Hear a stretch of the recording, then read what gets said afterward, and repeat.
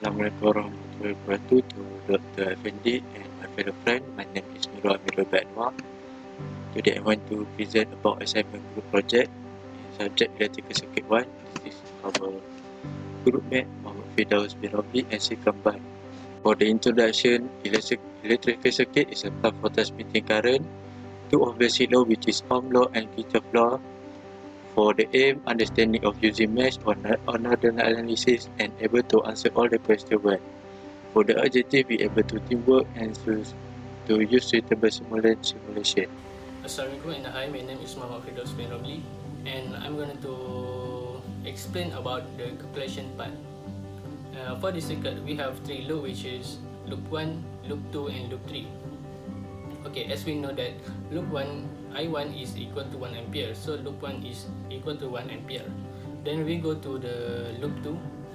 After KVL in the loop 2, we will get that 4I2 minus 4I1 plus 1I2 minus 1I3 equal to negative Vs. Then we will get that Vs is equal to negative 5I2 plus I3 plus 4. Since we know that I3 is equal to 3 ampere, then we substitute that I3 with 3 ampere. So we will get that Vs is equal to negative 5I2 plus 7. So we know that we can note that this is as equation 1. So we go to the loop 3, which is after KVL in loop 3, we will get that 3I1, negative 3I1 minus 1I2 plus 6I3 equal to Vs. So Vs is equal to negative I2 plus 15. So we note that this is as equation 2. Okay, then as we know that loop 2 and loop 3 has a same Vs, so we can note that equation 1 is equal to equation 2. So from this equation, we will find the value of I2. So we will get the value of I2 is equal to negative 2 ampere. Okay, from the equation 1, we substitute the value of I2 with negative 2 ampere and we will get the value of Vs. So our Vs is equal to 17 volt. As you can see here, this is the result for the simulation tool that we use produce. For the simulation and task 2, we need to prove that Vs that we calculate will cause the 2 ohm resistor to conduct a current of 3 ampere flowing. So the calculate we got 70 volt for Vs. For to know it, the ampere at 2 ohm resistance, we need to put DC ammeter, put it in series resistor 2 ohm and we simulate. So we got the result. The current is 3 ampere. Hello everyone, my name is Kamban. Today I would like to present for task 3.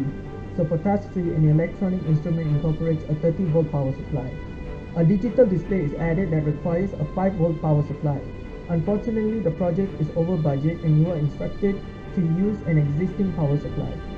Using a voltage divider as shown in figure 2, you should be able to obtain a 5 volt as an input to the digital display. As you can see based on this diagram, this is the power supply, the electronic instrument.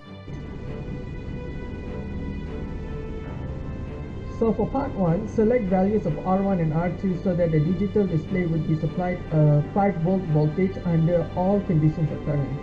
As we all know, the total voltage is equal to 30 volt and the voltage across R2 or V2 is equal to 5 volt. To obtain a voltage across R1 or V1, we have to subtract total voltage with V2. So we get 30 minus 5 equals to 25 volt. You can use either V2 or V1 to obtain the ratio between R1 and R2. So for here, I'll use V1. So V1 equals to V times R1 over R1 plus R2. We get 25 equals to 30 times R1 over R1 plus R2. And we get R1 equals to 5R2. Based on these calculations, we can conclude that R1 equals to 5R2. Let's assume that R1 equals to 25 ohm and R2 equals to 5 ohm, so that a 5 volt voltage supplied to the digital display under all conditions of current.